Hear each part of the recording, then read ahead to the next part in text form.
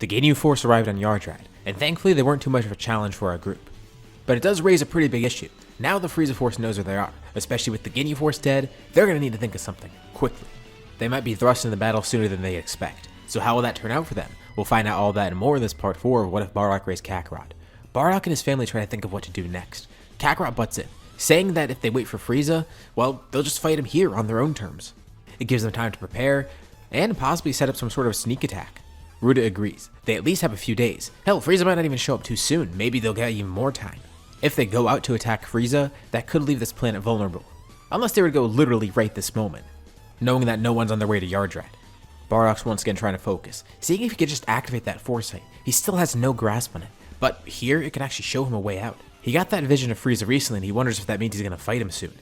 But Gine says Ruda mentioned something pretty interesting. They could just attack now. Raditz calls them crazy. That's not going to work. Frieza's far too powerful. Besides, Bardock was just telling them how Frieza could possibly transform. As far as Raditz knows, his power in his base form alone, it's over 500,000. So imagine how strong he is when he's transformed. Bardock opens his eyes and finally speaks up. They just can't let him transform. They have to find a way to kill him before he can. And he figured out what the best option is. Attack right now. But Raditz tries to convince against it. He doesn't know why they're doing this. It's not going to work. They still need to grow stronger. They need to train more. They should just follow what Kakarot and Ruda said. But Bardock explains. They've trained so much with spirit vision. It's the whole reason they came here in the first place. And even though they might not be strong enough to face Frieza with raw power alone, their spirit control is what will allow them to win here, especially for spirit vision. They've grown adept with it. The normal applications for it remove things that are combined through absorption or fusion.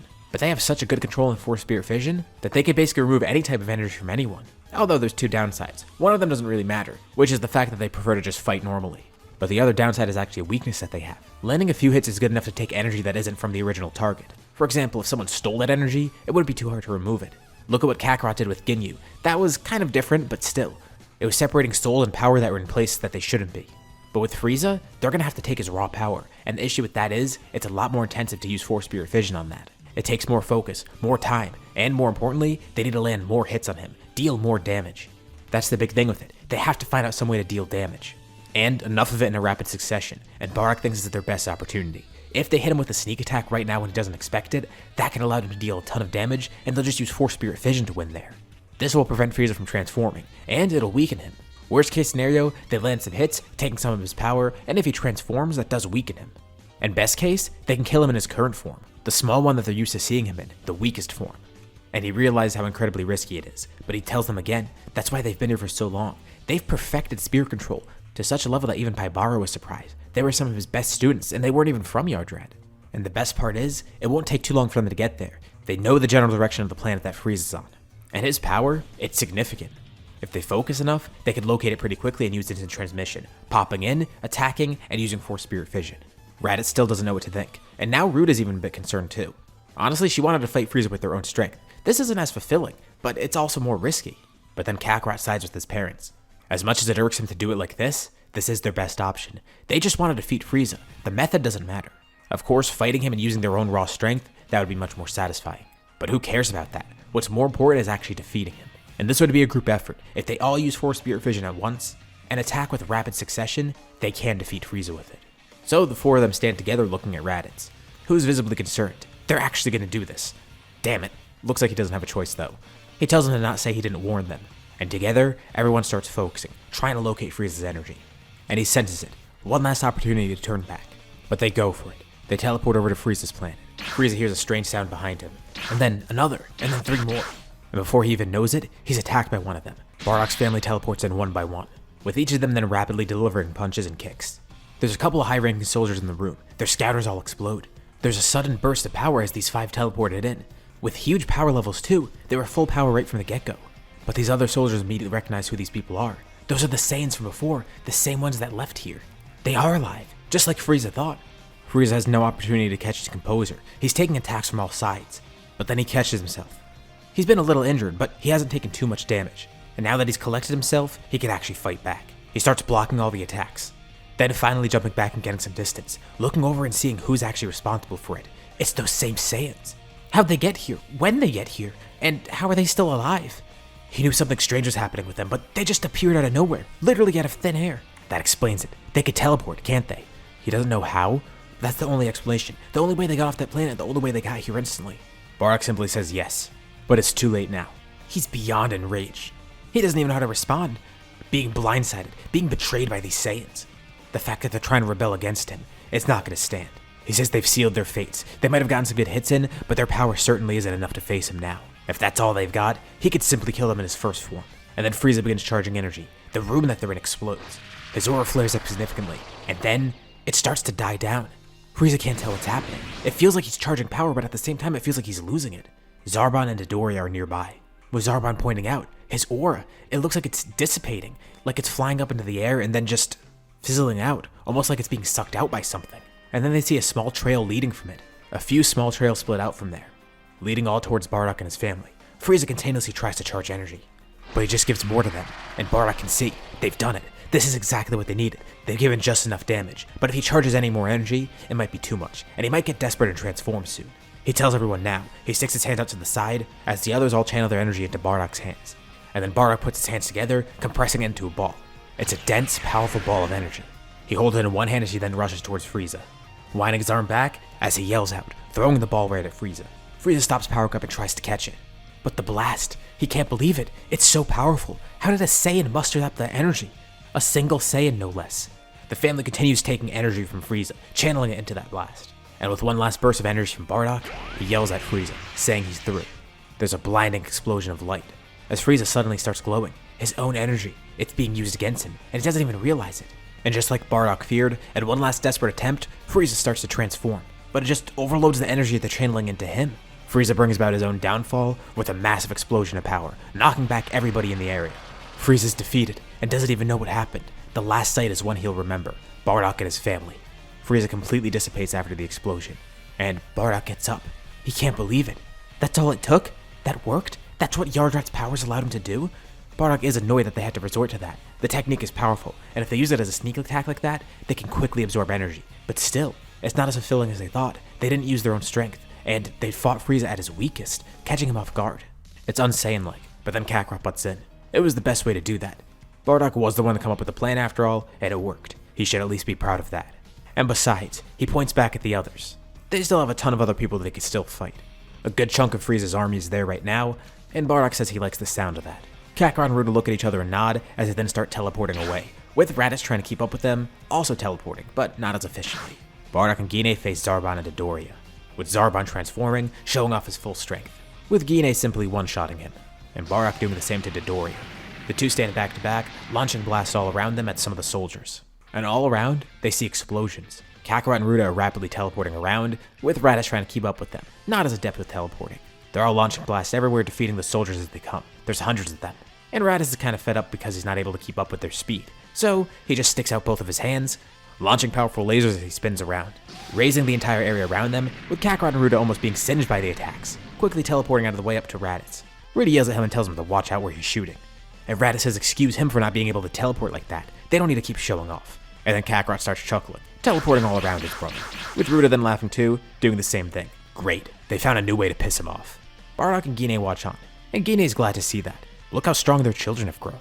And Bardock says, yup, they're definitely still like children, even though that's not what she meant. He's glad to see they're at least carefree right now. Frieza's gone, and they should rest. They got what they wanted. But Bardock hears a mumble behind him. It's Zarbon on the ground, barely alive, and Bardock slowly walks over to him. He tells Zarbon it's over, holding out a hand charging a blast, but Zarbon tells them, even if they struck Frieza down, someone else will take his place. These Saiyans will face karma from a much more dangerous foe. Someone will defeat them. And it takes Bardock a second to think, and then he realizes, he means King Cold, right? They actually completely forgot about him. But honestly, they're not worried. By the time they have to face him, they'll grow strong enough to kill him. And even if they aren't, they'll have that technique that they can rely on. But Zarbon weakly chuckles. It's not him. Well, yes, there is him, but there's someone else they don't know about. Frieza has a brother, and he will kill them next. Wait, what? A brother? They didn't know about that. They heard rumors, but no, they thought that wasn't true. And Bardock tries to get more info out of Zarbon, but he stops responding from the blood loss, with him then dying next. Bardock's eyes widen. He kind of starts panicking. Frieza has a brother too that they don't know about? Is he around here? He tries focusing. He can't sense anything around them.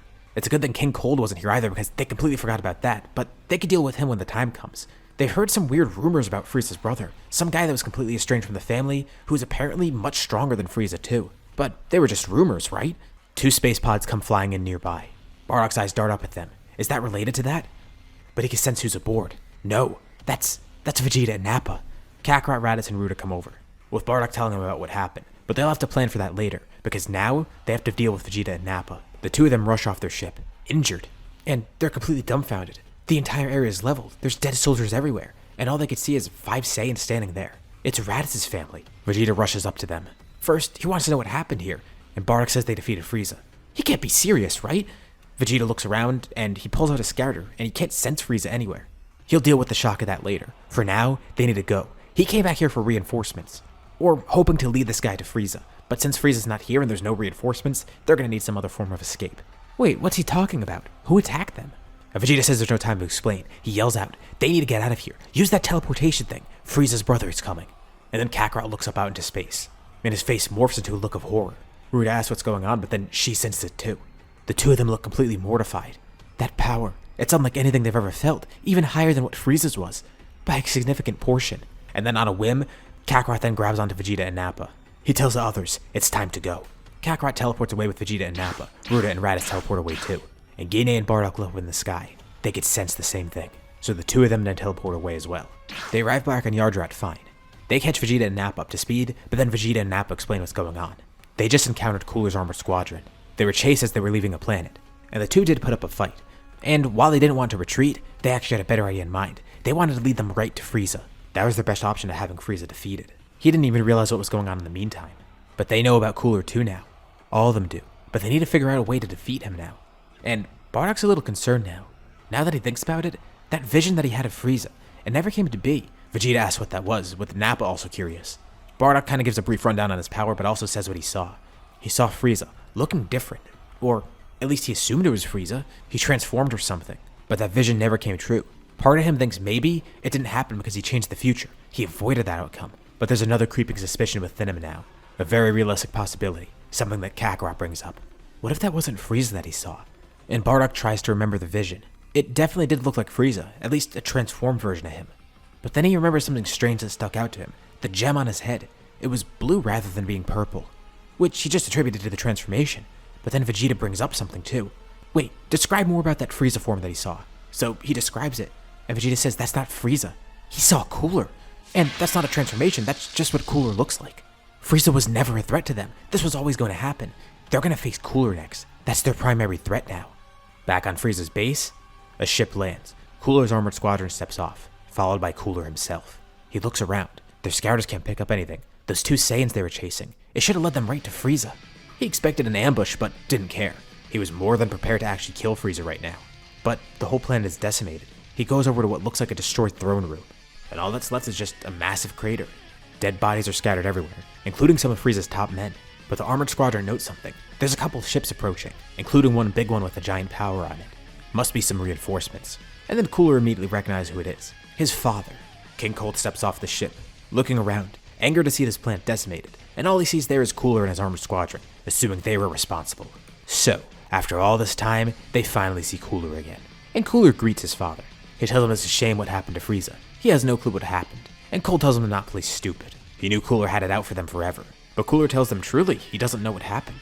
He was about to kill Frieza himself, but doesn't know who did it. But he thanks King Cold for getting here so quick. Now, he could fight him. He can kill King Cold and finish the job. An aura surrounds him, as well as one surrounding King Cold too.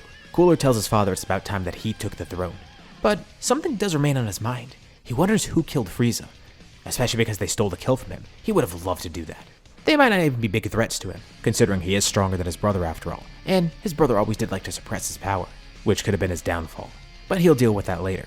Right now, there's another battle that needs to start. Cooler stares down his estranged father, as the two prepare for battle. And this is where we'll leave off for now. What'd you guys think about this part? What's going to happen next time? Leave your thoughts and suggestions in the comments below. I'd love to see what you guys think. As usual, be sure to drop a like and subscribe if you haven't already, especially if you want to see more videos like this and help support the channel. Anyways, thank you all for watching, and I'll see you all in my next video.